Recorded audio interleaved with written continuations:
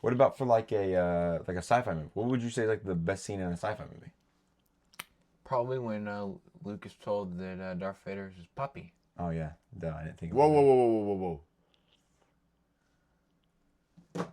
Darth Vader is Luke's father? Yeah. Oh my gosh, bro, you just ruined it for me. You just spoiled it. Bro, you've had like 45 years. Bro, I haven't had time to get around to it. You've had your entire life. What are you talking about? How? I've been busy.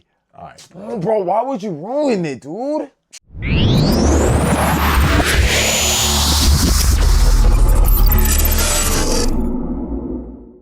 Welcome back into Volume 3 of Backlash Podcast. Now, first episode, we talked about fruits. Kind of silly. That was us entering our inner, child mode, I guess. I don't know. We were trying to be a little rambunctious in that episode. Second episode, we talked about music. And now we're talking about cinematography, to be specific, absolute cinema. Today, guys, we have a lot of stuff we want to go over. But, what? You have something you want to say? No, nothing. Okay. With that being said, we're gonna start by Dawson, gonna be giving us his top 10 movies, but not just any list of top 10 movies, because that would have been, I think, a very old list of movies that you didn't know. We tried to make it better by giving him the list of his top 10 2000 movies, and yet I still think you're not gonna know a lot of these movies, because he's a film buff. So I'm not that big of a film buff. I'm not like in the Discog dives. You're aspiring film buff. You're not a cat. I'm not a casual. Dawson, I have a question. I'm an aspiring. What? How many movies do you think we've watched in your lifetime? Counting ones I haven't reviewed. Counting ones from 15 to now. Since 15. Oh, well, really, when I really got into the hobby of watching movies, I was about 13. Okay, so since from 13 to now. About 3,500. 3,500. Oh my gosh, how many hours do you think that is? I'm not even gonna ask. That's a lot. That's a lot. I think the average movie is like 2.5 to 3.5, somewhere in there. I mean, there's people that legitimately watch like that once in a year. Bless you. Thank you. Some of the people are, That is true. they're much more into it. Anyways, all right. So what is your number 10? Okay, so I wanted an animated film on here. And particularly, I wanted a Disney film on here. Okay. Because I think Disney has a lot of great films from the period. You know, you got Coco, Up, Wall-E, Finding Nemo, Monsters, Inc. But for me, Ratatouille. Ratatouille is a good one. The one that just is my personal favorite because of sentimentality attached to it. And it being one of the first things I was, as a small kid, being truly interested in is the movie Cars. Okay. The Cars. I mean, I think once you watched it, everybody wanted to be a NASCAR driver. I know for a fact when I was a kid and I first saw it, that was my first dream job. I don't think that kids' blood truly pumps until they watch the I Am Speed opening scene of that movie. Oh my goodness, the I Am Speed. That line alone is generational. I will say this. I feel like they definitely stretched the By the way, they stretched the series of Cars a little too far. What? As you get older, I don't like the later ones. As you get older, you gotta admit, it's kind of crazy the cast they had for this movie. Oh, yeah. You know, you got Paul Newman, you got Monk. I mean, of course, Owen Wilson. Larry the Cable Guy. Larry the Cable Guy. I mean, I want to be honest with you. George Carlin. Okay, hold on. This might be an unpopular opinion, but I think that the best thing about Cars Bonnie Hunt. might be the Mater shorts.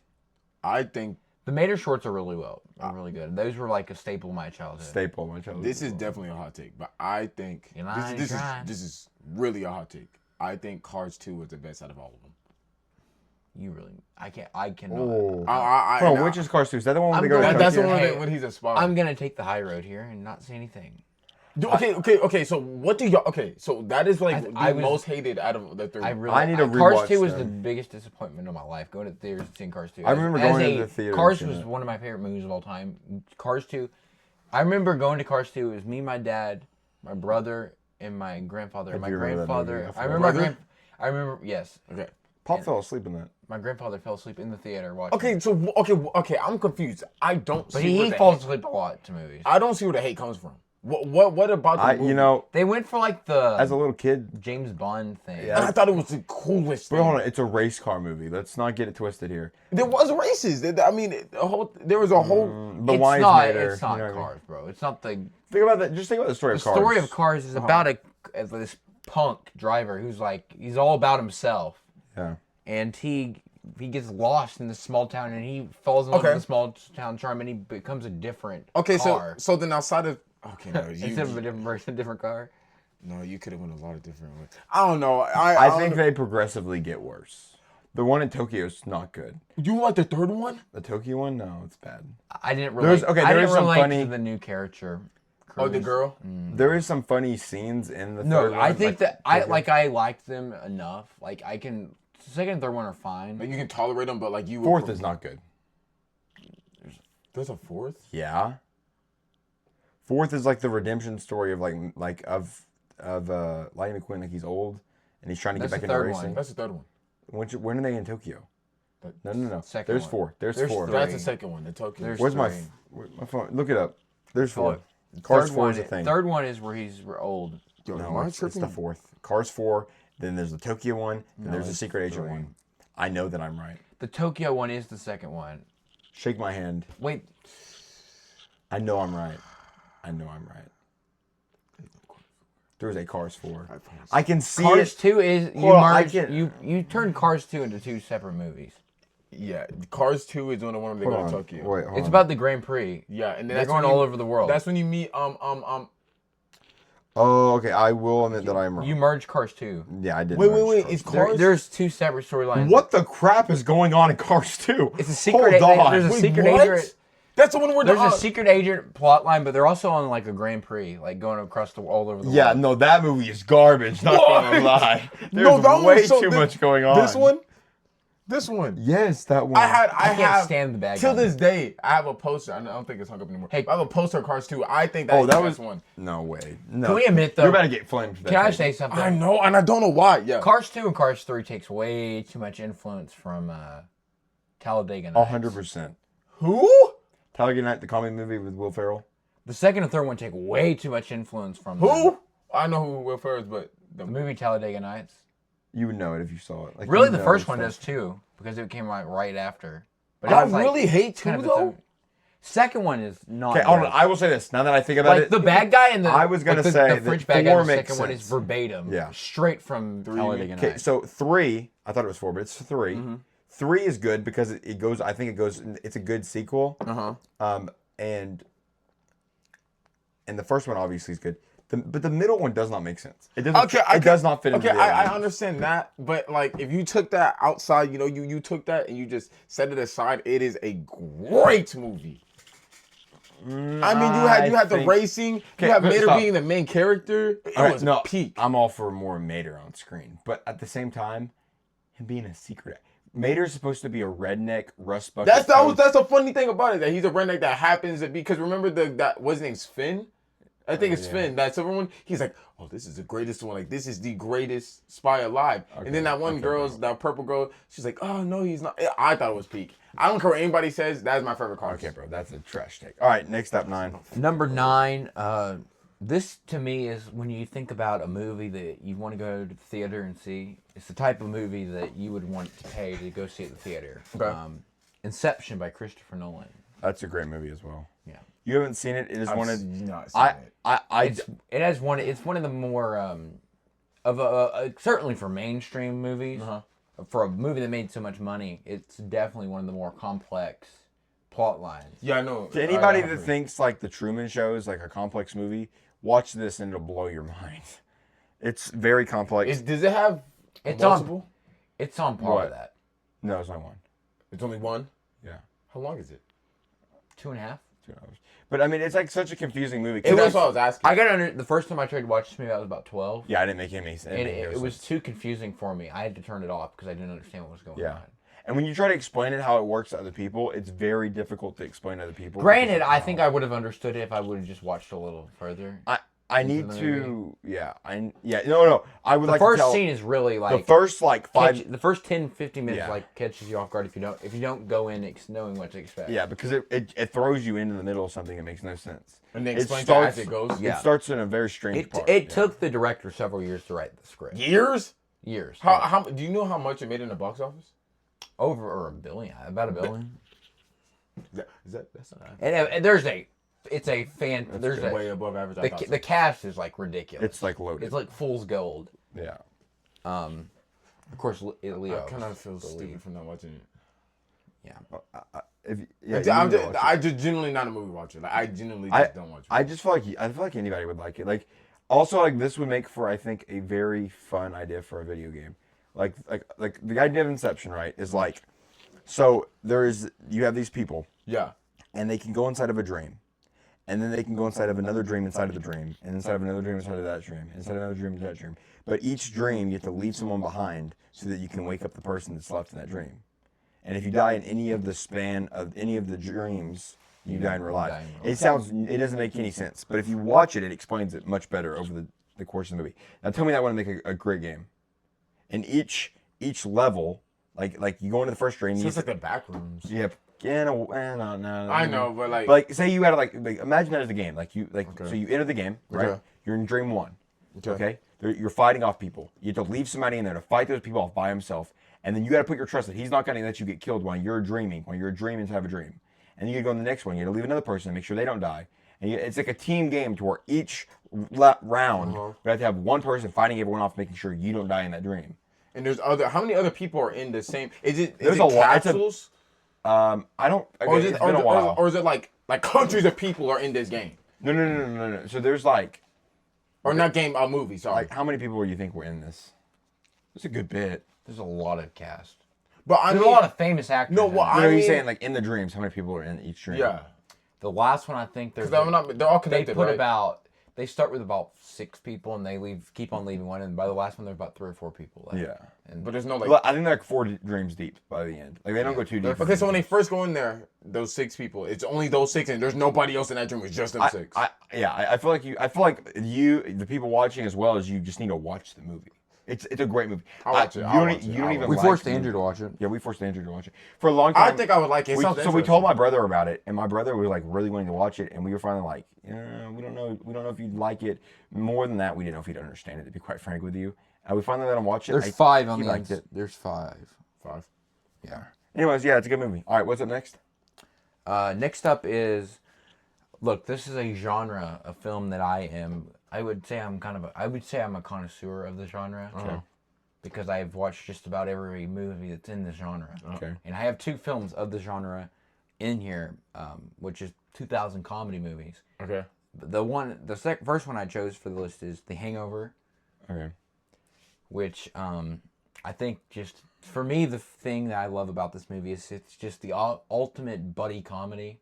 Okay. And bromance film, and the cast is just incredible. You got Galifianakis, Helms, Cooper, and side characters. I mean, Justin Bertha is really good as Doug, because if you really think about it, he's the main character of the movie, and the point of his character is for you to not care about his character. Yeah. And he actually does. He does such a good job at being such a forgettable character that you forget he exists. So this is the thing about the movie. First off, I do not recommend you watch this movie if you're under the age of 18. Yeah, it's not a good movie to watch because of the language and some of the things, the adult content in it. However, it is a funny movie, and I do not think this is the thing about 2000s comedy. Yes, they have a lot of like degenerate, like nasty, inappropriate jokes and things in them, but they truly would be funny without that. I feel like they kind of overstep the boundaries on some of it. Like, for example, this movie shines because of a character named Alan. And by the way, can we just talk about the characters' names? Alan, Doug, for example, Stu, this is one of the jokes. This is one of the jokes. So the entire movie is that they take a substance, which they did not know they were taking the substance. They accidentally take a substance. They get drugged. Okay. And they wake up and they've like so many crazy things happen that night and they don't remember anything. Okay. And the main thing is they lost their friend and they have to go around Las Vegas trying to find their friend. Okay. Yeah. And they're like backtracking and stuff. First thing when they first wake up is one of the things. There's multiple things that are like messed up, but one of the funny things is they find a baby in their closet. They don't know whose baby it is. So this guy named Alan, like the guy that I think is hilarious. What do you think Alan does with this baby? he takes Turns it in? No. That's what you think, right? He called 911. He takes a baby strap-on that you put like a mom would wear for like her kid, put it on the front. I think it's with the baby. Yeah. And he puts the baby in it, and he goes around like he's the father with the baby, and they don't know who the baby belongs to.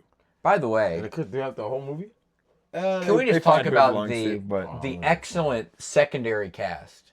Yeah. Heather Graham, you got Rob Riggle, Matt Walsh, Jeffrey Tambor, Rachel Harris. Dang. Dr. Mike Epps, Mike Tyson. What's the guy? Dr. It's just Dr. Lee? I mean, Ken Jeong. Dr. Ken Jeong. Just so much. The side characters, the people that make like small entrance in the movie, and they're all like crazy. Yet again, I don't crazy recommend side characters. I don't know. Like Talladega Nights, that one's much better. I mean, as far as like what's appropriate, it's not like 100% appropriate, but it's PG-13. This is rated R. It's a funny movie. It's, to me, if you're looking for a comedy, it is funny. It does that. Is there inappropriate things in it? Yes. I don't. But it's really not the main thing that's funny about it. It's really more of the circumstances these guys are put in. Yeah. I can understand. Yeah. And once you find out how they got into it, like what had to have taken place for them to get into the circumstance, and how. By the way, dude, Jeffrey Tambor was the father. Yeah, and there's so many quotable lines. Even like, for example, in like the third one. But by the way, the other ones are bad.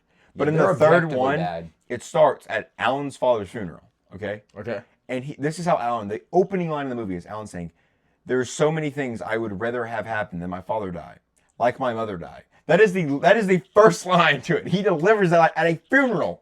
Okay, so it's. Have I seen close to this? You might have. The third one's when the draft gets decapitated, right? Yeah, there's some crazy.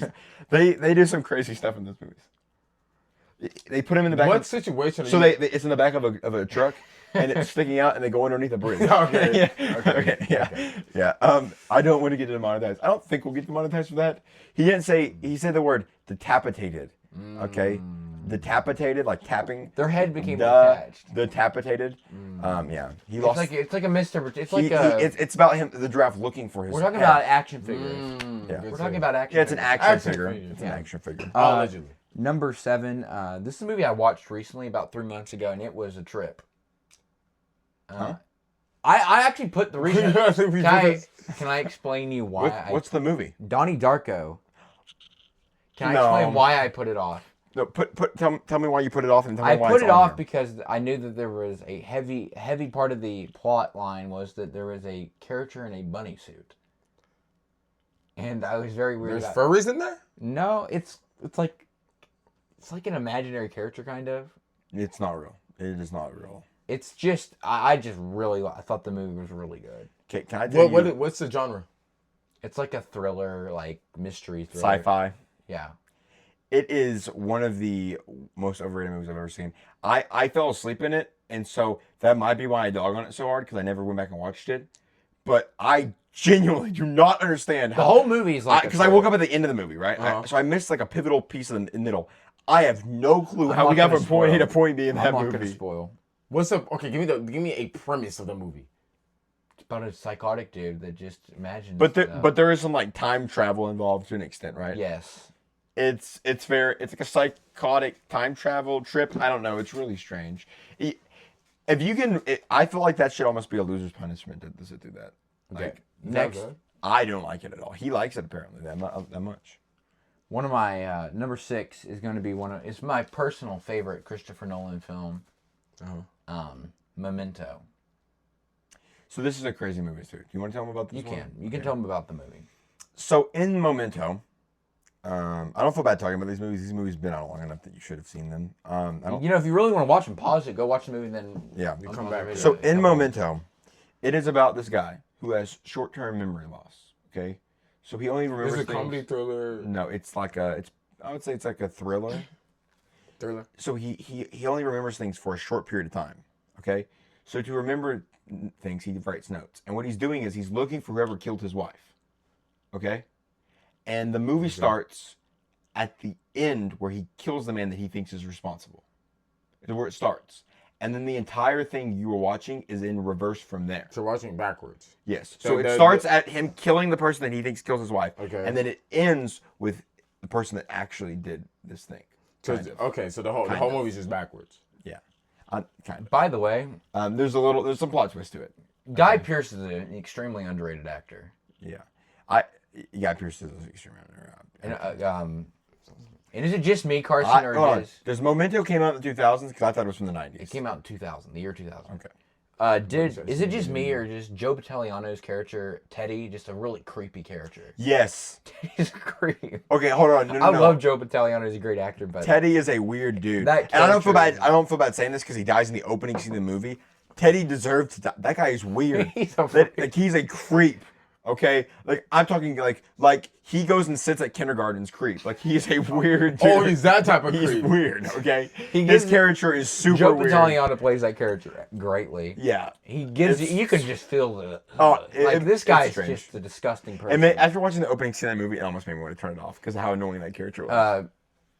And of course, you got Carrie-Anne Moss from it was in The Matrix, and it. Also, it takes multiple scenes of watching that movie till you realize that it's in reverse. Or when you say it takes a while to realize. Yeah, it takes a while. You're like, wait a minute, he just killed that dude, and then he's still alive, and you're like, oh, it's in reverse. It is in reverse.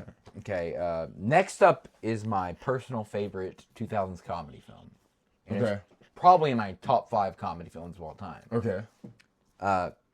Maybe even top 3. I'd say it's my favorite, but okay. I would have to look.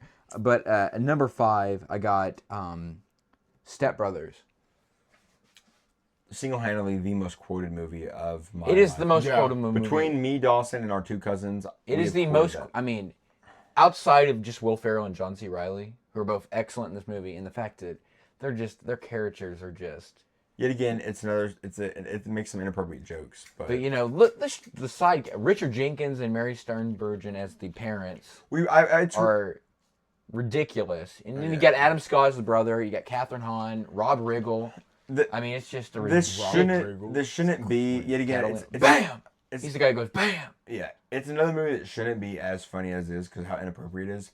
But it's funny. And at the end of the day, I'm not laughing at it. It's about these 2 adult man-childs. That's why it's funny. It's funny because I've seen it. It's so good. It's 2 guys literally acting like 4-year-old children. They're 40-year-old men acting like a bunch of small children. Yeah. And they feed off each other very well as actors. Very well. Very well. And it's just like every scene of that movie is just so memorable. So the guy... And the soundtrack... When we're talking about Cars, Talladega Nights, that movie, you're like, what's that? Yeah. They're the same 2 people that are in Talladega Nights. Yeah. But it's a race car movie. And just to me, the soundtrack just like loaded into my brain. Yeah. My goodness, I can almost say I hear the name Step Brothers. Like people will be talking about their actual stepbrother. Automatically, the song "A Punk" by Vampire Weekend just goes into my brain. I hear that stinking guitar hook. It's the opening song. I mean, I can literally tell you like literal frame from frame how that movie goes. I can't be wrong. It shows it. Literally. I've watched it enough to I can tell you like frame for frame. It starts by showing the street they live on, panning inside Brennan's house, showing Brennan on the couch, showing Brennan get up, go to the microwave, show him put nachos in the microwave. I mean, I know it scene from scene. You're breakdancing on it, brother. I know I've watched it a lot. I've watched it cartwheeling. We've probably watched this movie 20 times. Dang. 25, 38 I watched it a lot. times. It's a lot. Yeah. And we watch it I probably watched it 3 or 4 times a year. Since the first time I saw it. There's only one movie I've ever done that for. That's a lot. And there was one point in my life. Actually, now that I think about it, I probably watched the first 20 minutes of the movie probably 50 to 100 times because there was a point in time where it would be the movie I'd watch every night to go to sleep to. All right, what's the next? All right, bro. I have a couple movies like that. Number 4 is a German film. It's called The Lives of Other, and it's a debut film by the director Florian Hinkel von Dimmersmark. And it's a mouthful. This film is about 1980s Berlin on the east side during and who is the when director? It's ruled by the Soviet Union. Who is the director again? Want to say his last name? Florian Hinkel von Dimmersmark. How long did it take you to learn that name? Be honest with me. Do not lie to me. You got to about 5 minutes. He nailed it both times. When I really like movies, I learn the director's name. Let me see. I'm not gonna get your other one. Florian Hinkel von Dimmersmark. Where's it at? Florian Florian Hinkel. I would hate to be his son. Knowing that I have to pass that on to somebody else. And then Donnersmark. He has 4 last names put together. How many kids does he have? I don't know. Why would he know that information? That's I've true. just seen a couple of his films. I would hate to be his son. He's a director. Anyways, it's just a great political thriller. Not my forte. I don't watch foreign films, so you're not gonna. Okay, number knowing 3. This is my favorite movie to come out in the last 15 years. It is the ultimate love letter to Hollywood. And it's, in my opinion, Damien Chazelle's best film. Over Whiplash. La La Land. That's such a trash take, bro. I'm not gonna lie, I think it's overrated. La La Land is not a bad movie. It's a good movie. I don't like musicals. La La Land though is not a bad musical. It's a good musical. I don't even like musicals. Yet again, I will say that one more time. I don't like musicals, but I like this one. However, Whiplash blows it out of the water. It's not even close. I can respect that opinion, but Whiplash, I would dare say it's like a top. the thing I love about it's a La top La Land, 30 it does drama. catering. The people that it was made for was like people like me, because my favorite genre of film is like the classical musical. So you want more stuff like La La Land? And there's several dance scenes, like tap dance type scenes, that remind me of like classical music. Explain La La Land again. I'll make sure I'm thinking about the same one. No, you are. You are. Ryan Gosling, Emma Stone. It's a good movie. Yeah. It's not great. It's not bad. It just reminds me of a lot of my favorite musical directors' films, Yeah. You got Donnan and Kelly. But this comes from a guy that Vincent Minnelli. he literally- Busby Berkeley. He literally is. Mark Sandrich. He's yearning for new musicals. And this movie brings me Musicals are this so movie brings overrated. me hope that the musical genre has been hijacked by homosexuals, Okay, then we'll just go straight to the point. and there's always been homosexuals in musicals. It's kind of an inherently you would say like an inherently gay thing, but like outwardly homosexual and degenerate genre, but at its core, back in the day, it's about entertaining and it's about music, which is things I love. I love dancing. Okay, and Fred music. Astaire, for example, I love Fred Astaire. That's about. I love particularly the Astaire and Kelly films, Musicals but are just not classic musicals are it's my favorite genre, and it's just a shame that musicals are not what they once were. Okay. They're very Broadway-ish now. What's the last musical you liked besides this one? I like very few 2000s. I like Chicago. Oh, dear. And I think that Lord! I think that movie's a little degenerate, but I like Chicago. Okay, bro, you better move on. I'm gonna spaz out again about not having Whiplash. But most of these movies are most of them I do not. Of the modern musicals, the thing is, when I say I like musicals, people think of modern musicals, and you know who likes modern musicals? Yeah. Gay men and women. Yeah. I'm not a gay man or a woman, so I don't like modern musicals. I think the last musical I watched was Shrek. Shrek the musical? Yes. Shrek the musical, I don't really mind that. I remember that. I used to watch it on Netflix. I'm actually No. I watched it in person. Oh, you went to it? You saw it in person, bro? My church group went to it. I fell asleep at least 3 times. I wanted to leave. I was mad. Wow. I did. I'm not a musical person. They sing didn't over want it every Shrek? little thing. Huh? Yeah, that's the thing. Some of the things. Yeah, they do be singing like they'll fall and start singing about them falling. Yeah. Brethren, Hold on. get up. Hold on. There is a better musical to come out since La La Land, I believe. I don't know if it came out. Dawson. Yeah. Am I forgetting about one? Teen Beach Movie. That's not even in the same. That music. That was a good music. No, that was a good musical. You were talking about people falling. I thought of the song Falling. That is a good musical. I hate musicals, but that don't. That's in fire. That movie to me is a very it's kind of like a flashback for the musicals of the 60s. Yeah. I don't care what it is. But That's better than La La I Land. prefer I the don't care what musicals. anybody says. I've always preferred the musicals of the 30s, 40s, and 50s. Okay, that's interesting. Oh, but dude, it's, that was a but crazy this is the thing. This is the thing. What makes me not like Teen Beach Movie is the second one, because the second one is one of the biggest That movie pieces makes me of so dog mad. I've ever seen. Nah, that was just a money grab. Hold on, at the very end of Teen Beach Movie 2, the two main characters forget who each other is, and that's how it ends. Yeah, no, that was a money grab, bro. What is this? That actually made me really That mad. was a money grab. But the first Now, one, Teen Beach Movie, that's a good movie. But I mean, La La Land has better cinematography and better dance numbers. Yes, it's much bigger. It has Ryan Gosling. That's like the best thing. and Emma Stone, but doesn't have Ross Lynch. Ryan Gosling is like I'm about to say something infinitely crazy. mogs Ross Lynch. There it is. And you know that's true. I dare say I'd rather watch High School Musical. High School Musical was like one of my favorite films as a kid. That was the one. You know the. And I'm ashamed to say is I rewatched it because my little cousins wanted to watch it. My little female cousin wanted to watch it. Oh no, it wasn't bad, was it? It's terrible. What? And I was very distraught. I had to stop watching it because it made me so mad. Oh my goodness! The one that. Oh my goodness! I used to. To be fair, it wasn't the first one. It was the second one. Whichever one with the baseball, when they did that whole baseball thing. And the second one was I loved that one. movie. Wait, the second one, is that the one where they were in like the junkyard and they're which one? They're in the junkyard and they're sword fighting around the junkyard. And it's like showing their. What movie are you talking about? They're in like there's like the shadow, and then you can see them sword fighting in the shadow. It's the one where they're at the and there's an entire resort. singing number going on. They're at the resort, Carson. Okay, yeah, I don't remember that. It's aged badly. Either it's aged badly or I just grew up. There's a specific scene from I was very High School distraught Musical where they are sword fighting, but you don't see them sword fighting. It's the two main boys, and they're behind like a silhouette in like a car garage or something. I remember this vividly. How do you go from basketball to sword fighting? It's just like a scene in the movie they're singing. I don't know exactly. They're not actually in a sword fight. It's like they're like the dance. Jousting? The dance number is in jousting. Yeah. Yeah. So maybe it's not as good as I remember. That sounds trash. They are not. I grew up and I was very disappointed. I loved these movies. Can you tell me? Can y'all pinpoint the one where they had the? You know, honestly, High School Musicals are probably where my love of musicals come from. Cool. Okay, hold on. The ones with Olivia Rodrigo they put on Disney Plus are horrible. Horrible. Oh, that TV show. The TV show they made, High School Musical. Oh my! That's another High School bro. Musical, the musical. Wait, High School Musical, the musical? They doubled down? So what it's about is in this world, apparently High School Musical was a movie that was based upon a specific high school.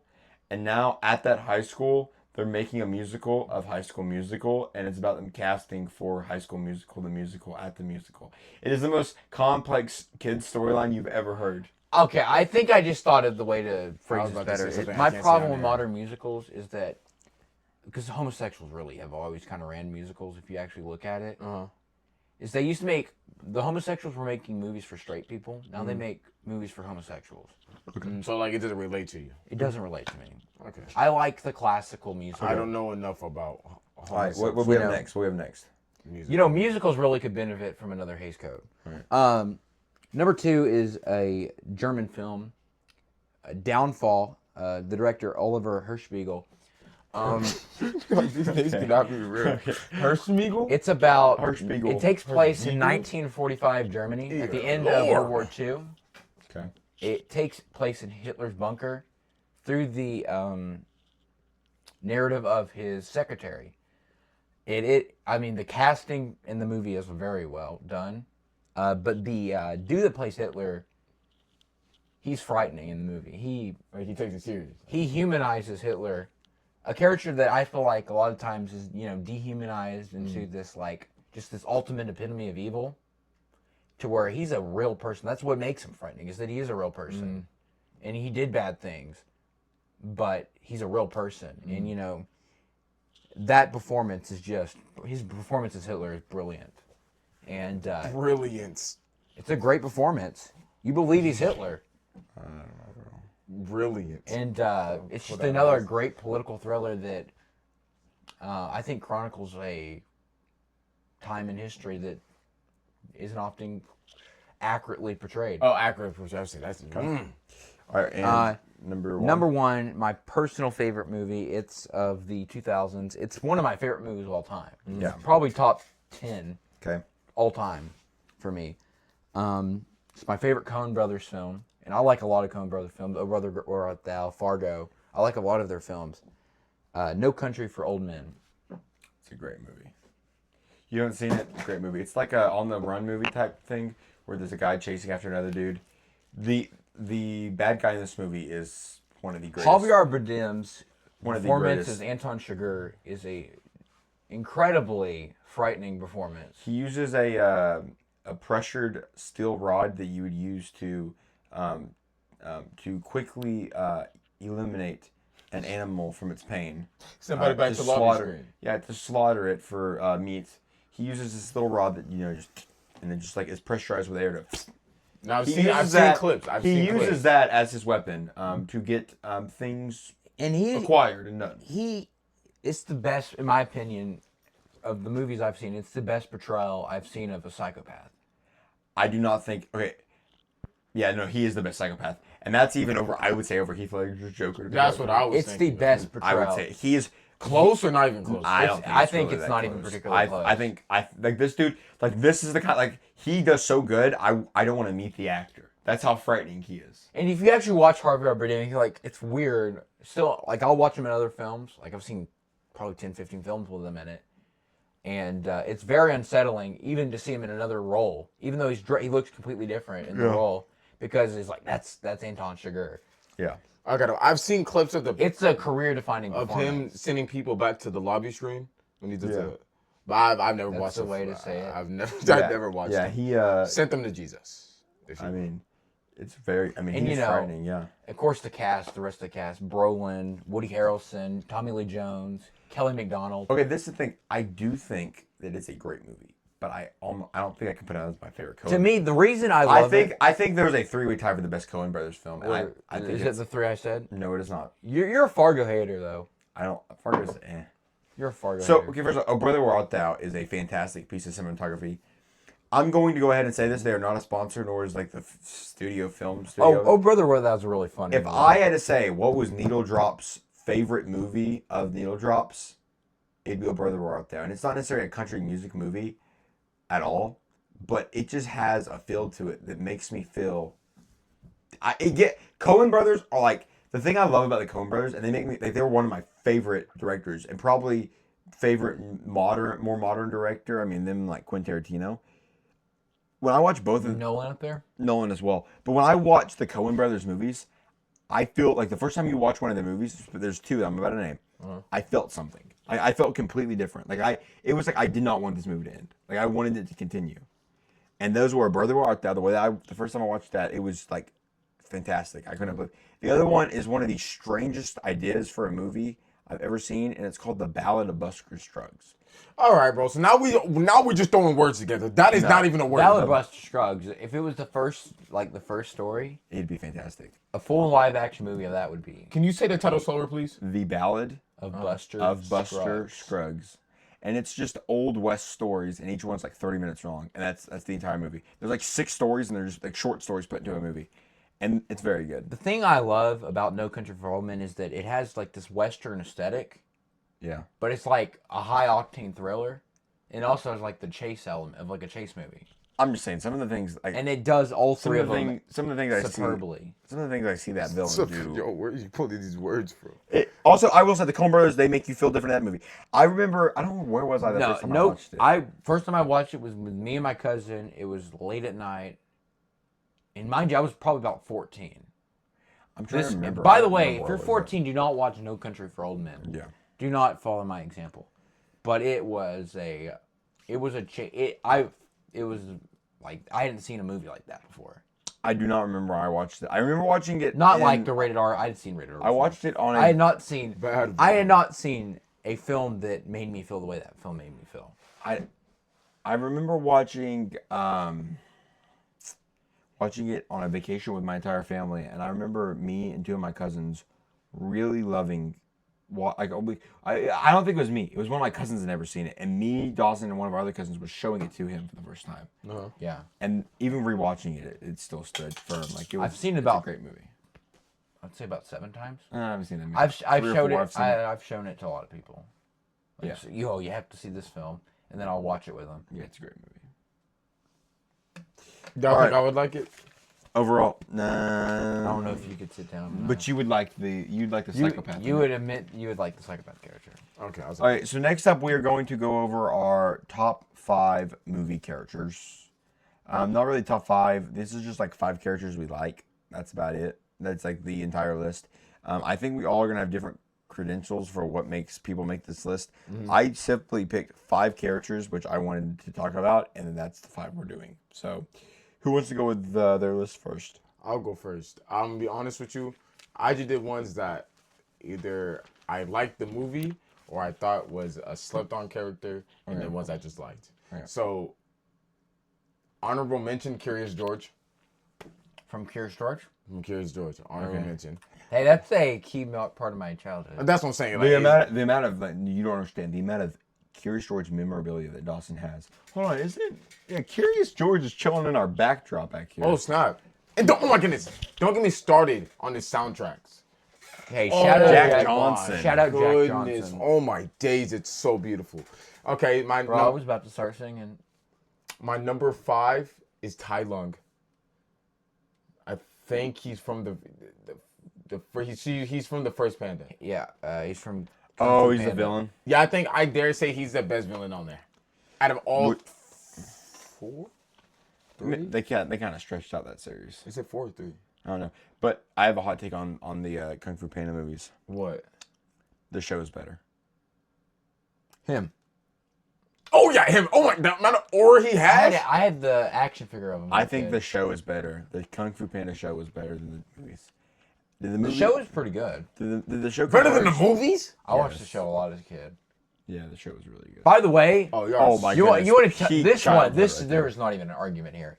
The Monsters and Aliens movie is dooms in comparison to the TV show. Monsters and Aliens. Oh, I'm trying to think of one. Monsters vs. Aliens. The TV show was goated. Can you show me?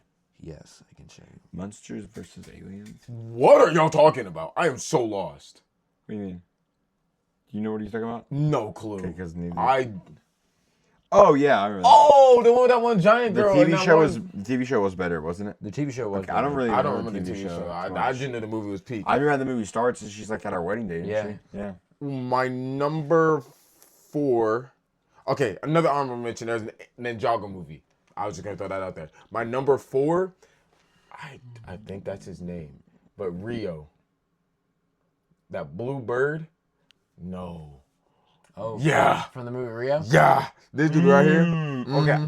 I might have been your sister. Somebody I talked. I remember watching. I remember Rio. seeing that at the theater. It was your sister. We talked. This got brung up. I remember somehow. seeing We that talked in the about this. theater. That I dare say that is the most slept on movie. That I'm gonna be movie honest is- though.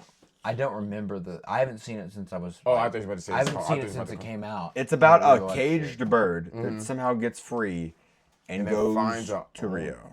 Yeah. Yeah, it finds an owner, then the owner goes to Rio. Okay, Oh my goodness, I haven't watched that in so long. It has something to do with American Idol in a scene. What year did where- that come out? 2012, 2011, I don't remember what it was. They had like a singing competition in the middle of an episode, or like 2013, somewhere in I don't there. remember what it was. I was a small child. Oh, I almost It saw. was something to do with 2011. American. Yeah, I haven't look seen up. it in Will you 15 look years. up? Will you look up Rio movie American Idol? Because I promise you there was something. There was a second one. Rio movie American. I promise you, I'm Idol. not. There was stuttering. Rio 2. There was a second one. Brethren, I don't know. Rio 2. Yeah, it was. came out in 2014. Would that be counted as a musical? Right? It's counted as a musical, right? Yeah, I mean, Will I Am has music in it. No, there was something about American Idol that was said. It might have been a line in the movie about American Idol, but for whatever reason, that remembers that. I even remember they were doing. Hey, I messed with that movie as a kid. That movie, I dare say, is Okay, one of my favorite animated movies of all time. Right. I was doing my research, trying to find the characters, and I completely Is that forgot an about it. Illumination? Huh? No, Or is it Dream Skies? it's DreamWorks or DreamWorks. DreamSkies. I think I'm on number 3. If you play Fortnite with me, this is a pretty obvious answer. I do. Blue Sky. Frozone! Blue Sky. Yeah. Frozone. I love The Frozone. Incredible movies. The Incredible movies are incrable. They are so great. Oh my goodness, I'm not Yeah, gonna talk. Brad Bird is a Is genius. this the third? The one the Frozone carry? By the way, I want you to make a promise right now. Okay. When Incredibles 3 comes out, no matter what situation you were doing, where you're at, whatever you're doing, you are going to dress up in a Frozone costume. And you are going to we're going to go out and see it. I will do that. Oh my goodness, Frozone is. I don't care, kids, no kids. I do not care. We're going opening night, and you're wearing a Frozone suit. What if at that time my wife is having a daughter? I already shook my hands. You're going I to already name shook. that I already daughter, shook her hand. You're going to name that Frozone? daughter, like Frozone or Freezy or something, and then you're going to say, "Honey, have a safe delivery," and you're going to come watch the movie. You're right. I already shook on it. Yep. But no, Frozone has a little bit of lore behind it, but peak. Go ahead and give us a super suit. Where's my super suit? Where is my super suit? By the That's way- some Samuel behind it. do you think that's Samuel's best character, Carson? No, but I mean animated, yes. Is it his top 3? I think it's one that's the most iconic. I found something out about Samuel L. Jackson recently, which disturbed me. Oh, good or bad? It's not good. I don't like it. I kind of made me like a disappointed mad. dad. Yeah, I did. It kind of made me mad that I didn't know this. In Pulp Fiction, whenever he is about to send a guy back to the lobby screen at the very beginning of the movie, and he's like Ezekiel 25. It's not 100% fake. It's not. I looked into like it. half. The verse. So he reads a Bible verse to this guy, and he's like, and then he quotes a Bible verse to this guy. But the Bible verse he quotes is not the actual Bible verse. Like it's not true. Oh, so he changes it? Yeah, I'm like, because last time I checked, like changes it enough not to add or take by the way, away that's from the word. Tarantino, bro. It is Tarantino, but still, I didn't like that. That made me lose a lot of respect for that scene because that's a great scene, and it made me like I don't like the scene now because of that. And It's still a great scene. Anyways, it's kind of took it away from the magical of it because it would have been much better if you read it in the actual Bible verse. But that yet again is another example. Don't all because someone tells you something about the Bible, don't take it at its word. Go look at it for yourself. Okay, my number 2. I dare say it's up. No, it's better than Rio. I didn't think there's no competition. Me and my sister, I have so many memories. Me and my sister used to watch this all the time on car rides. I kid you not. There was one time we watched, I think 5 times in a row. Cusco from Emperor's New Groove. He's on my list. This is people I think this is elite ball knowledge. And I think it is elite ball knowledge. It is. Emperor's New Groove is one of the best children's movies ever made. So good. Because right now, we were talking earlier, me and Dawson were talking about these movies that are like, The Hangover and Step Brothers, like the early 2000s movies. Mm-hmm. They went and got one of those actors, David Spade, one of the guys. What? Cusco is not my favorite character in the movie. That's not crazy. Kronk is my favorite character. Kronk is so good. Everyone has to have like their silly best friend, you know what I mean? Kronk, yeah. I mean, Kronk just that cast, man. Yeah. You got Spade, Goodman. So like Eartha Kitt, that's the thing that makes this movie so Patrick good. Wolbert. They have great voices. The voice acting is fantastic. Literal great voices. Perfect. You can't get but they're good comedians to where it makes the movie like it gives that 2000s vibe. Eartha Kitt is the bad guy. Is comedy. a stroke of genius. And oh my goodness, bro, that movie is so good. That movie is one of the very, very, very few movies. That movie is one of those movies where I think really, and it's so great. Even the fact that it's like it was a really short runtime. Mm. Yeah, it's like an hour and 20 minutes or something. Yeah, it's not that long. That movie to me just reinstates the importance of voice acting. 100%. Aren't there a lot of like a few other movies they made, like Emperor's New? Like they made 3? some spin-offs. I think they're bad. Can we all agree? They made a TV show and a direct-to-DVD movies. I'm pretty sure. Can we agree most spin-offs are just dog? It's hard to make. I really think most of them are money grabs. During the 90s and 2000s, during the age of DVD. Anything. During the age of DVDs, they were the king of making Little Mermaid 2 is one of the most stupidest ideas for one of their big. It doesn't look like she's a kid or something. They would take their. I don't remember exactly. I just remember it was bad. They would take their established movies that they put in theaters and they'd make these cheap. It was a money grab. It was a money grab. Direct-to-DVD movies, and they're terrible. They're poorly written. They're not. Most of the time, they're not even directed or written by their original writers. So Cusco's on my list as well. Great job. Cusco's my number 2, and my number 1 is Miles Morales. Don't even get me started on the Lion King spinoffs. So I have a question for y'all. The Miles Morales is your number 1. That Miles Morales is number 1 Spider-Man. The movie's about to come out. I'm so excited. Ooh, I need to rewatch them all. Can I be honest? If I was ranking Miles Morales for the 3 real-life Spider-Mans, he'd be 3 out of 4. Yeah, I'd agree. Which do you have below him? Garfield. Okay, Garfield, yeah. Are you a Garfield truther? Garfield's the worst Spider-Man. To be fair, I am honest. I'm fair with it. I like Garfield as an actor. He's good in other movies, but he's not a good Spider-Man. He doesn't fit the role of Spider-Man. Okay, on the count of 3, felt like he was on the count of 3, can we say? By the way, Emma Stone was completely gypped. She was the perfect Gwen Stacy. Yeah. Can we say at the count of 3 who is the best Peter Parker? Because I think this is pretty. It should be unanimous. Okay, 1, 2, 3. Tobey Maguire. Not even close. Tobey Maguire. If you argue, Tobey Maguire is argue Spider-Man. with the wall. Tobey Maguire is Spider-Man. But I did notice this. I will say this. I went back and I'd seen the end of Captain America or Civil War. And whenever Spider-Man shows up, I forgot how good Tom Holland. Oh no, he was putting a belt to booty cheeks. He was in there. He sounded like a kid. Like he sounded like Peter Parker. Like it sounded good. But at the end of the day, you're never gonna Toby strut when he's walking down the road and the music's in his ears. That is always gonna be a classic. I just love those Sam Okay, Raimi I do have a question for y'all. Base. Except for the third one. The third base, one, just they- a regular suits, nothing crazy. Okay. Who would win in a fight out of all of them? Suits wise, No, because I know people. Tom Holland doesn't have No, that's what I'm saying. Well, Tom Holland has the no. He's start Pure, technology. you know what? No suits, straight hands.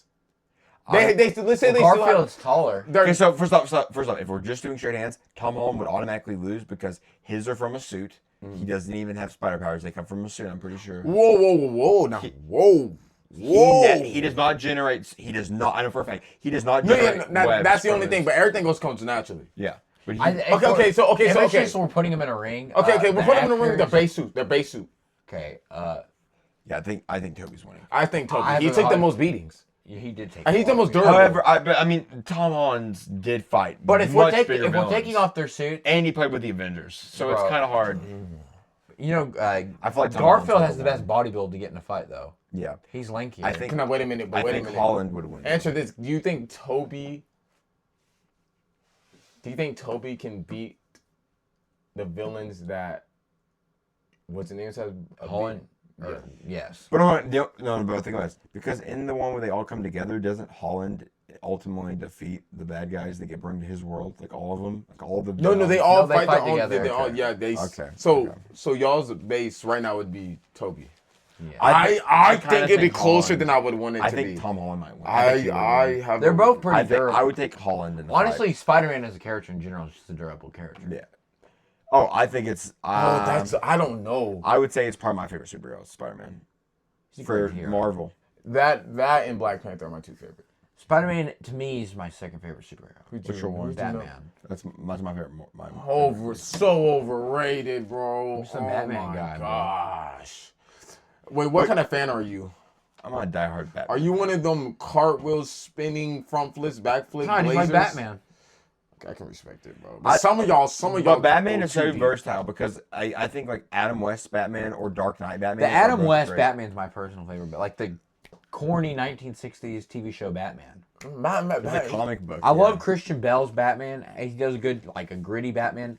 I thought Keaton did a good job. No, he didn't. Batman's And if you've so watched The good. Flash, go and bleach your eyes. That is horrible. George Clooney's a terrible Batman. I grew up with those movies. If I went back and watched them, I hate them. Clooney's horrible. I do think Kilmer's weird. Arnold Schwarzenegger is the perfect cast. Perfect. What do you think casting about to be Robert? Mr. What do you Freeze. think about Affleck? Is horrible. Affleck is horrible. Affleck. When Ben are you Affleck? talking about insurance? Ben Ben Affleck, Affleck. the actor. Plays Batman? I forgot he was even. Yeah. He was a horrible I guy. forgot he was even. Why is he so chubby in that suit? Bruh. I mean, He has dad bod. buddy. Oh my They goodness. gave Batman a no, dad he bod. looks like the Batman off Teen Beach movie, or off Teen Titans Go. The one that had that has a dad bod. That's what he looks like, bro. It is horrifying. Robert Pattinson. What do you think about Robert My Pattinson? father and me. No. Stop. Hold on. One second. My father and me started The Flash, and I saw the Ben Affleck Batman showed up, and I said, "Is that a marshmallow that just melted in the microwave? What am I looking at?" Mind you, the Flash. What a show's waste mid, of by the Henry way. Cavill, by the way. Oh, as no, Superman. that movie is so garbage. Like I'm telling There's a you, reason bro. it got canceled. It got like kept on getting posted. I think what I personally think, and I don't think anybody's ever said this out loud, but I'm about to say it anyway. DC would have easily topped Marvel if they would done this. They would have done this one thing. If they would have went to Christopher Nolan and gave him as much money as he wanted to, and he's in charge of everything. I don't think he would have been. I don't think he would have been interested in it. I don't think it would have took it. But if he would have, we would have got a dark cinematic universe. Imagine a Dark Knight style movie for all the different superheroes. The biggest, and honestly, And like a, oh my I goodness, think it'd have been legendary. I have a hot take here on this too. What?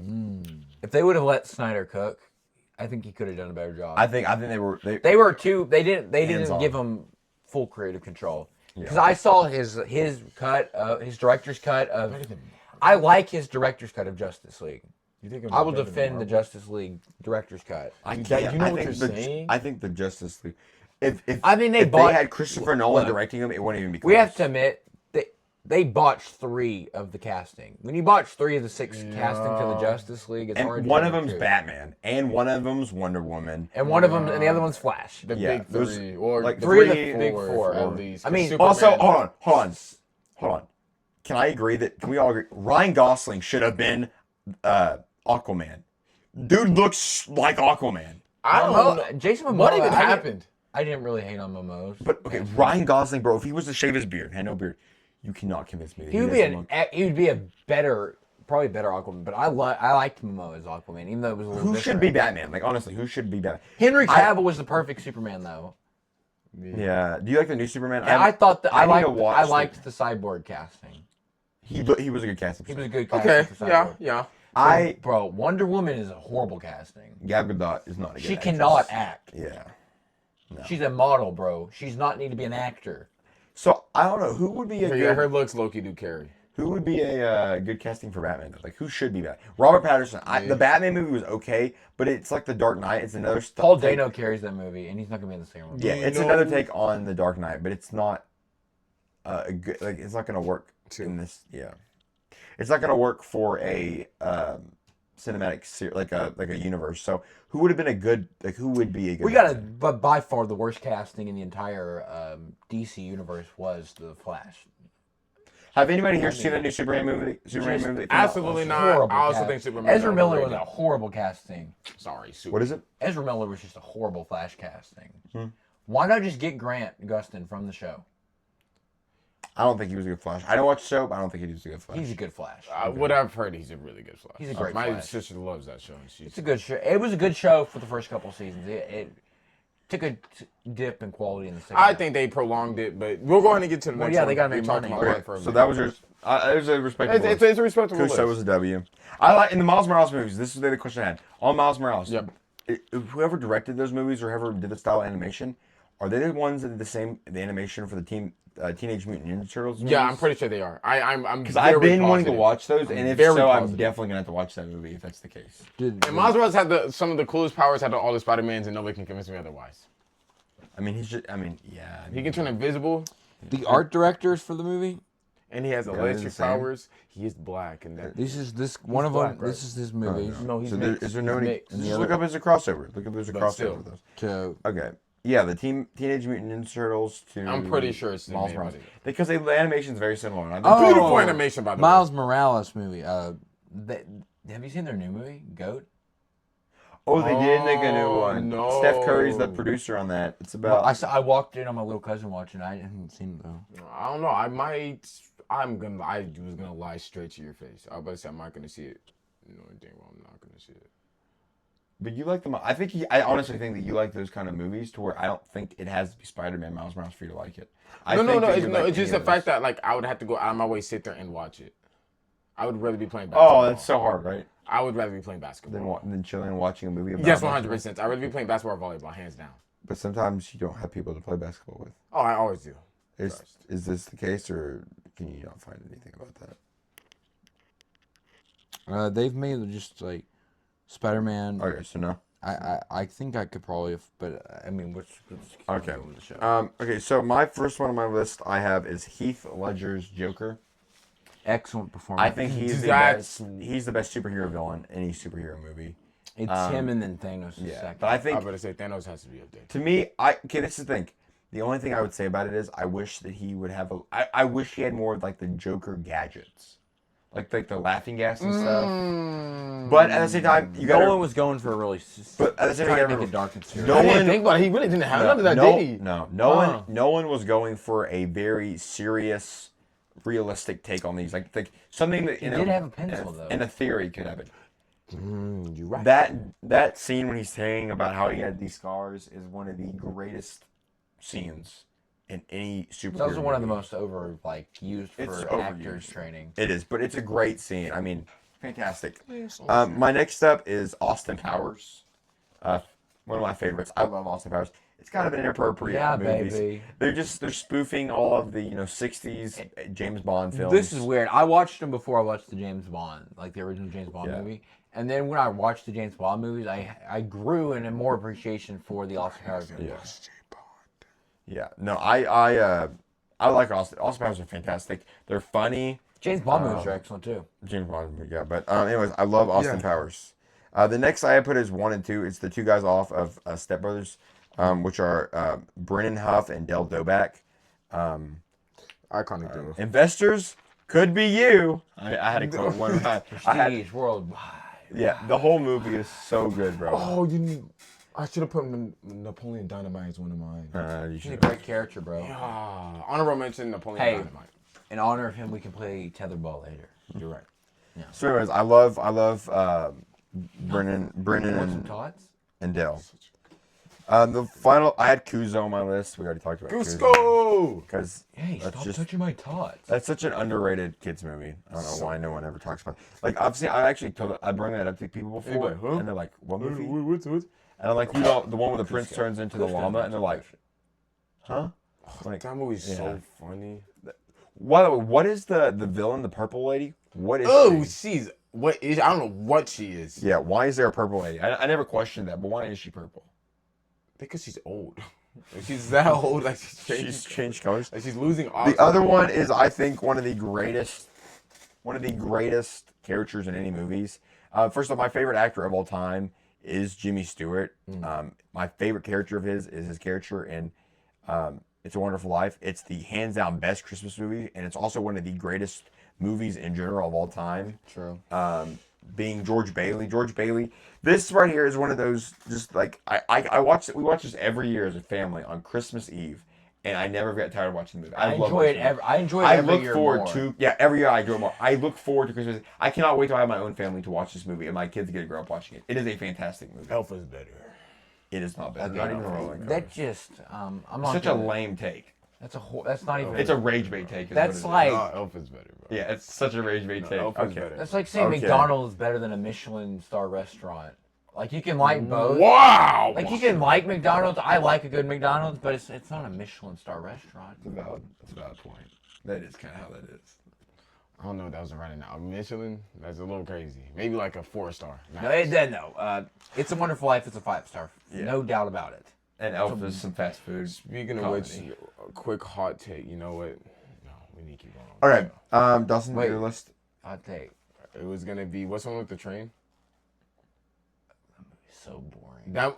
Oh my goodness! Thank God! Oh, That movie is the so North Pole. boring. My mom loves that Oh movie. my! The one with Tom gosh. Hanks. North Pole. Talk about a snooze. The only part of that movie I like is the hot chocolate. The guy on the train, the guy on top of the train, creeped me out as a kid. I don't care. The only time that was cool is when he started drifting that joint. Yeah. So that little kid, the one with I like the when he braces. grabs on the beard. What's Makes that one them- kid? The really annoying kid.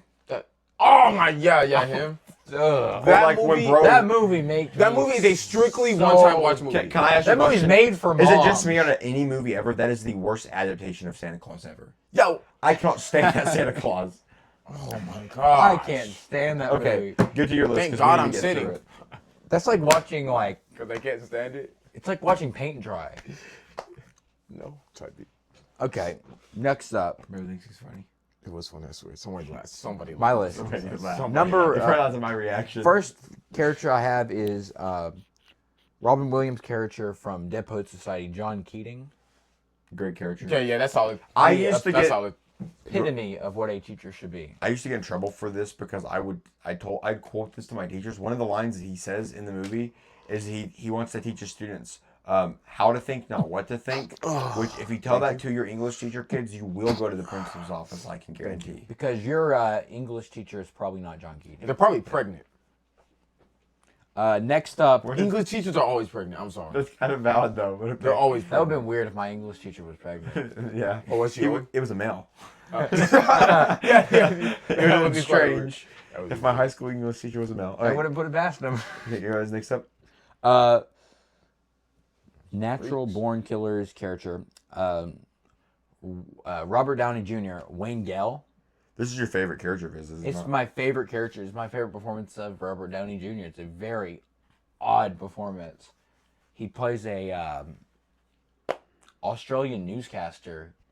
I've never watched this movie, but I need to. He's very eccentric. Again, kids, do not watch this movie. If there's any film to That's a not big watch, no-no? it's this one. Do not watch this film. Okay. Don't watch it. Very violent. Okay. Very violent film. But yeah, this performance is just an outlandish performance. All right, bet. What's the next? Another really this is like a dark, serious movie, Kubrick film made off the classic Russian novel Lolita, which is a very dark dark subject matter. But there's just this crazy, quacky side character by the great comedian Peter Sellers. His character's name is Claire Vol.3. Okay. I don't remember how to pronounce the last name, but just a weird performance. I remember there's a part in the episode where he just woke up, he's in a robe, and I think he might be drunk, and he's playing ping pong, and he's like getting chased around his house. Okay, that's strange, but okay. It's like the opening scene of the movie, or one of the opening scenes. It's very out of the radar. Next up, one of my favorite screwball comedies. Mm-hmm. I was watching this about a week or two ago, and it motivated me to put this on this list. Okay. Cary Grant's character, David Huxley from Bringing Up Baby. I haven't watched. I feel like This is one of those films. What is Bringing Up Baby about? It's about this guy. He's a anthropologist. He like collects bones for dinosaurs and stuff. I have to see this movie. And then Katherine Hepburn plays like this klutz, and she's taking care of a pet leopard. I never seen. I need to watch this. That her brother got, or like her brother got for her. Yeah, the leopard's name is Baby, right? Yeah. Okay. And then they lose the leopard, and they have to find it. Why have they just got leopards chilling around? Yeah. And Hepburn and Grant just play excellent off each other. Have y'all ever watched this movie where this kid was like on an island, and they take him to a city, and you know what, dude? We'll talk about it after pod. I'm gonna have to find it. Y'all keep going. All right, go ahead. Next up is Zooey Deschanel's character from 500 Days of Summer. We haven't seen any of these movies whose characters. This character is just. I just wanted to shout out that movie because I almost wanted to put it on the top 10. By the way, Noah. Yeah. I need you to see this movie and then have your opinions on this relationship in the movie.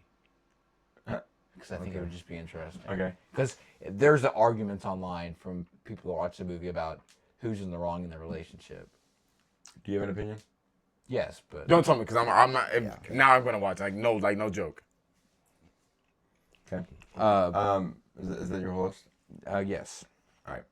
Now we're going to do something that's probably gonna get well heated.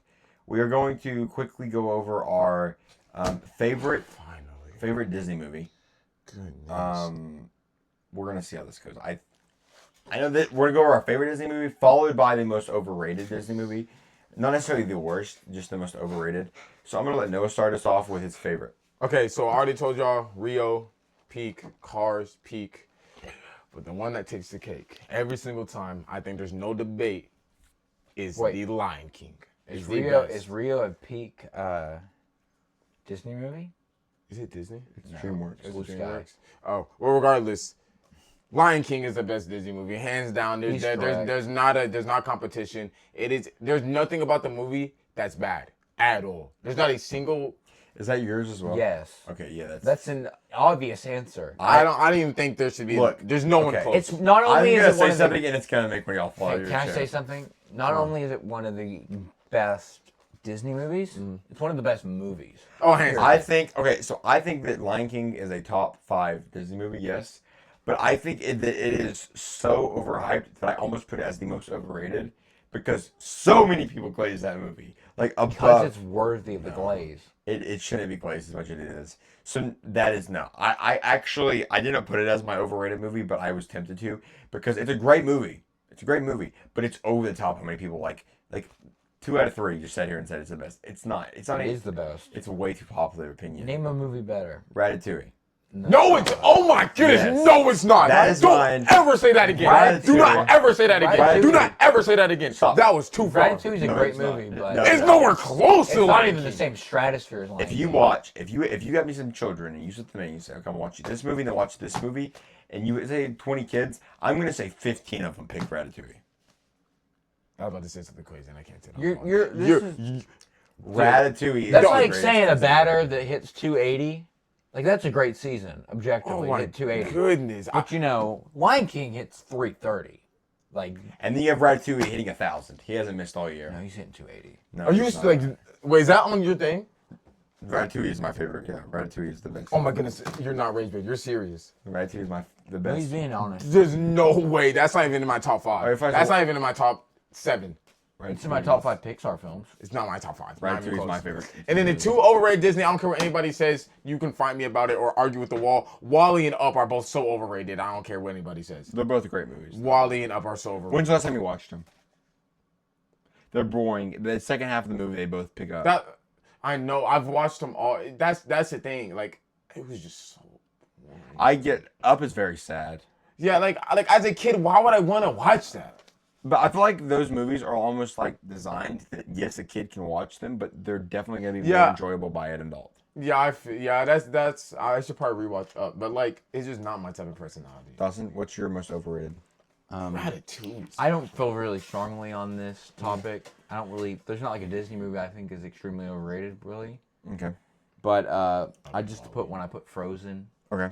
And the girls ruined it, in my opinion. Yeah, I don't think it's overrated. I just think the girls are. Let It Go needs the to girls be over. Go. Oh, the girls over. The girls overglaze it. The girls from our era overglaze it. Yeah. My overrated movie is Aladdin. And Aladdin is okay, bro. Aladdin is a good movie. First off, it's not a good idea to show it. No, let me explain. First off, this movie is telling kids that it's okay to steal.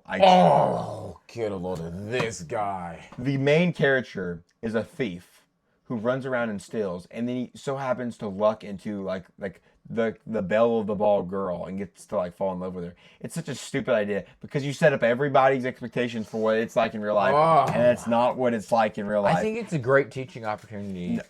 To teach people how it is to steal. The guy never faces any trouble for stealing. Talk about the problems with the movie. Robin Williams has to carry that on his back. The genie is the best part and the only good part of that movie. The tiger's good. What? If you want to talk about bad villains in movies, Jafar might be one of the worst bad villains of any movie. You're rage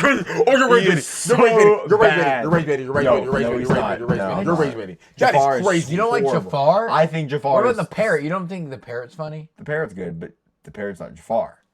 Jafar is trash. You got to be rage baiting. Don't get me wrong, Aladdin's not like crazy good, but overrated. I think it's good overrated. film. I think it's perfectly It's a good rated. movie. No, it's overrated. It's like an 8 or 9. If you tell most people to Like a 7. if you tell people to make a top 5 list of the top 5 best, most iconic Disney movies, I'll put that on there. Wait. Aladdin will not be on there. Wait, I want to. Iconic I movies have a of Disney, question. yes, it will. I have a question.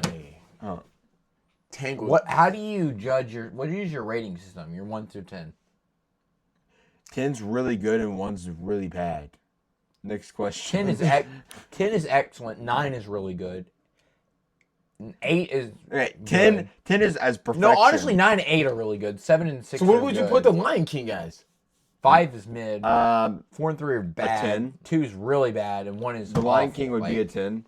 But it's so overrated that I feel as if people try to give that thing a 12. And I'm like, no, it needs to be a 10. No, we just give it respect. It's one of the very few movies that it just so relates tired to of everybody. It relates to everybody. I'm almost tempted to give it a 9 because I want to make you mad, but I'm not going to do that. It is a 10 movie. You can't be. You got to. I mean, they made Shakespeare into a kid's movie. You can't argue with that. You got to be AI. There's no way you put Ratatouille over Lion King. I still cannot get Ratatouille's a 10 as well. No, it's not. It's like an 8. It's like an 8. Okay, bro. A 10? You think Jafar is a good villain? Calm down. Oh, I didn't say he was a good villain, but he's not the worst villain. Jafar's a good villain. I say he's a bad. Okay, fine. Maybe not the worst villain, but he's a very bad villain. I wouldn't say very bad. I think he's a mediocre. Okay, can anybody, fine, if he's such a mediocre, can anybody sit here tell me what he is even trying to accomplish in the movie? Because I genuinely do not remember. I don't remember, I'll be honest. trying to get the genie. He's trying to get the genie. That is, you have to get his wishes, yeah. Why? You know Like, what? Because he's a... Pirate or something. Okay, Why? So you're telling me if you... Fine, how did this genie get introduced into the movie? I don't remember. I couldn't tell you. I haven't watched it in forever. He gets the Aladdin does? yeah. Because he steals it, right? Yeah. It's not that deep. The whole It is not that deep. movie is It is about not that deep. stealing. It is not that deep. It is not that deep. Okay, bro. I'm just saying. And then like the genie. Oh, you know is, the like, rat. You know the rat steal the food. Oh, we can't watch that no more. the rat makes the food. He's a for paying sorcerer. customers. He's a No, the rat still no. His homeboys, his little homeboys, they He steal the did. food. But look, Jafar's a sorcerer. They went in there without his permission. No, they went into the house and stole the food. And they went in the Oh, restaurant in Grandma's and stole house? the food. Yeah, they did in Grandma's house. Yeah, and guess what they did when they went to the pantry? What did they do? They stole all the food. But at the end of the day, those aren't human beings. It does not. Oh, really? Yeah, I think that human beings and rodents are held Do you to two guys different remember standards. this show? House of Mouse? Yeah, it was a Ratatouille show, was it not? No. What? Oh, never mind. I was thinking of like a short film they had, but okay, never mind. I can't believe the reason why you don't like Aladdin, or one of the reasons because it's still. Show was so that good. just can't be real, dude. I do remember that show. Yeah, I remember the episode with I Lemony's loved Cricket. House of Mouse. Okay, anyways. With that being said, I gotta are watch we House of are we Mouse. ready for I love our that show. Are we ready for our Devo? Yeah, let's do it. It too is so crazy. Okay, well, let me see if I can get my Bible open.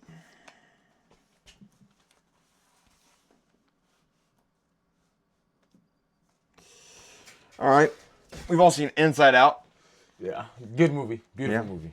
Bing Bong, you gotta love Bing Bong. He sacrificed himself in that movie. All right, you got Iron Man from Avengers Endgame sacrificed himself. Okay, and you got Obi-Wan Kenobi in Star Wars: New Hope that sacrificed himself. Now, all these people these are all very famous characters from different movies that we all loved, and a lot of us cried when they died. But at the end of the day, they're just characters. Those are all actors or voice actors that when that scene was done being filmed, they stopped, they got up, and they walked off set. We sat in an AC'd room, ate some popcorn, talked to our friends, and laughed at these movies because that's all they are, is movies. They made a sacrifice in these movies, but these are just to push along the plot of the movie. It's not a real sacrifice because they didn't die. They didn't give up their life for anybody. However, someone did give up their life for you. And a very different way. Not to save you in a sense of you from dying on this earth, but to save your soul from dying. That being Jesus Christ, of course. It says in John 15, verse 13, greater love has no one than this, that someone lay down his life for his friend. Jesus, whether you follow him or you don't follow him, whether you know him or you don't know him, he gave his life for you. Have you, in a actual literal sense, met Jesus face to face where you've shook his hand? No, you've obviously not done that. However, you have been blessed with getting to know Jesus through his word that we have been given. And if you obey this word and you receive the gift of the Holy Spirit through the act of baptism, then you have a piece of the Godhead, of the three, the Holy Spirit, the Father, and the Son, with you at all times. And I think this is a strong reminder that Christ gave his life on a cross. Think about this.